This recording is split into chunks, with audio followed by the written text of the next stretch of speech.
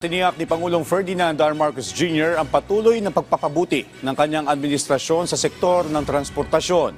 Ito ay para mabigyan ng mas maayos na kalagayan sa pagkocommute ang ating mga kababayan. Ayon sa Pangulo, hangad niyang magkaroon ng mas mahabang oras ang mga manggagawa kasama ang kanilang pamilya sa halip na maubos ang kanilang oras at enerhiya sa pagbiyahe.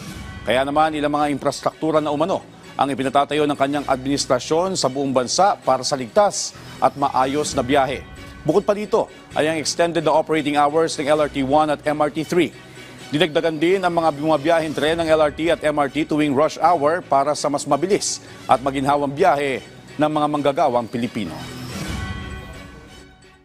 Araw-araw, milyon-milyon sa ating mga kababayan ay kailangang gumising ng maaga upang bumiyahe patungo sa kanilang trabaho.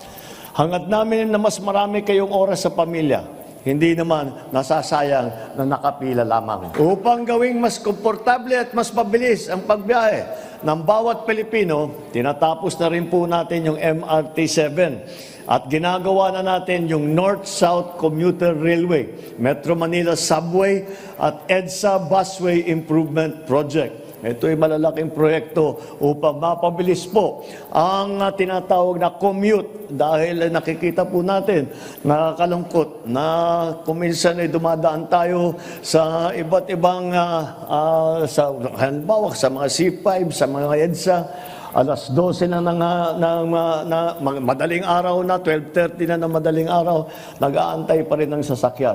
Ito po ang ating gagawing solusyon para hindi na natin nakikita at kagaya ng aking nasabi, ang ating mga manggagawa ay masamahan naman ang kanilang mga pamilya.